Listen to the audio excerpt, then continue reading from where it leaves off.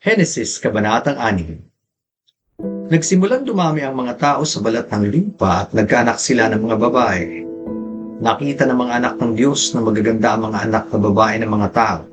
At sila'y kumuha ng kani-kanilang mga asawa mula sa lahat ng kanilang pinili. At sinabi ng Panginoon, ang aking spirito ay hindi laging mananatili sa tao, sapagkat siya'y laman.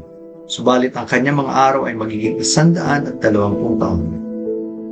Ang mga higante ay nasa lupa ng mga araw na iyon, at kahit pagkatapos noon, sila ang naging anak nang makipagtalik ang mga anak ng Diyos sa mga anak na babae ng tao. Ang mga ito ang naging makapangyarihan ng unang panahon, mga bantog ng mandirigma. Nakita ng Panginoon na napakasama na ng tao sa lupa, at ang bawat haka ng mga pag-iisip ng kanyang puso ay palagi na lamang masama. Nalungkot ang Panginoon na kanyang nilalang ang tao sa lupa at nalumbay ang kanyang puso. Kaya't sinabi ng Panginoon, lilipulin ko ang tao na aking nilalang sa ibabaw ng lupa. Ang tao, hayop, ang mga gumagapang, at ang mga ibon sa himpapawid, sapagkat ako'y nalulungkot na nilalang ko sila. Subalit si Noe ay nakatagpo ng biyaya sa paningin ng Panginoon. Ito ang mga lahi ni Noe. Si Noe ay lalaking matuwid at walang kapintasan noong kapanahunan niya. Si Noe ay lumakad na kasama ng Diyos. Nagkaanak si Noe ng 3 lalaki, sina Sem, Ham at Japhet.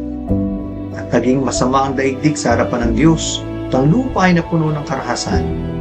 Nakita ng Diyos na ang daigdig ay naging masama sapagkat pinasama ng lahat ng tao ang kanilang gawa sa lupa. At sinabi ng Diyos kay Noe, ipinasya ko ng wakasan ang lahat ng laman, sapagkat ang lupa ay napuno ng karahasan nila.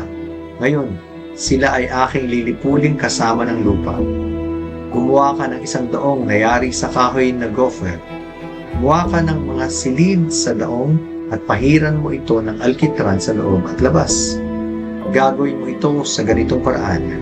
Ang haba ng sasakyan ay 300 siko, ang luwang ay 50 siko, at ang taas ay 30 siko. Gagawa ka ng 1 bintana sa sasakyan at tapusin mo ito ng 1 siko sa dakong taas. Ilalagay mo ang pintuan ng sasakyan sa kanyang tagiliran. Gagawin mo ito ng may una, ikalawa at ikatlong palapag. Ako'y magpapadagsa ng baha ng tubig sa ibabaw ng lupa upang lipunin ang lahat ng laman na may hininga ng buhay sa ilalim ng langit. Ang lahat na nasa lupa ay mamamatay. Ngunit itatatag ko ang aking tipan sa iyo. Ikaw ay sasakay sa daong. Ikaw ang iyong mga anak na lalaki, ang iyong asawa, at ang mga asawa ng iyong mga anak na kasama mo. At sa bawat nabubuhay sa lahat ng laman, at magsasakay ka sa loob ng daong ng 2 sa bawat uri upang maingatan silang buhay na kasama mo. Dapat ay lalaki at babae ang mga ito. Sa mga ibon ayon sa kanilang uri, sa mga hayop ayon sa kanilang uri, sa bawat kumagapang sa lupa ayon sa kanilang uri, 2 sa bawat uri ang isasama mo upang ang mga iyon ay manatiling buhay. At magbangon ka ng lahat ng pagkain at inumin mo, at magiging pagkain para sa inyo at para sa kanila. Gayon ang ginawa ni Noe. Ginawa niya ang ayon sa lahat ng iniutos sa kaniya ng Diyos.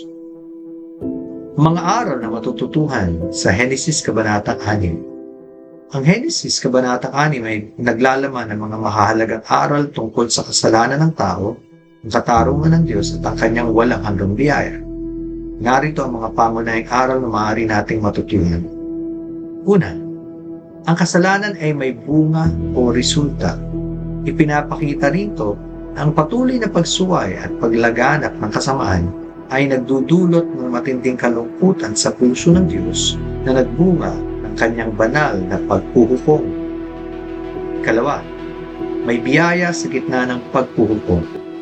Sa kabila ng kasamaan ng sanlibutan, si Noe ay nakasumpong ng biyaya sa mga mata ng Diyos. Dahil dito namuhay siya ng matuwid at tapat sa harapan ng Diyos at ng tao. Ikatlo, kahalagahan ng pagsunod. Bagamat kakaiba ang utos ng Diyos at parang napakahirap gumawa ng malaking arko sa gitna ng tuyong lupa, buong pusong sumunod si Noe ng walang pag-aalinlangan. Ang pagsunod ang tanda ng isang buhay na binago ang Diyos. At ikaapat, pagtitiwala sa panahon ng pagsubok. Ipinakita ni Noe ang matibay na pananampalataya niya sa Diyos sa pamamagitan ng paghahanda para sa isang sakuna na hindi pa niya nakikita noon. Dahil dito ay maliligtas ang kanyang pamilya. Purihin ang pangalan ng Diyos.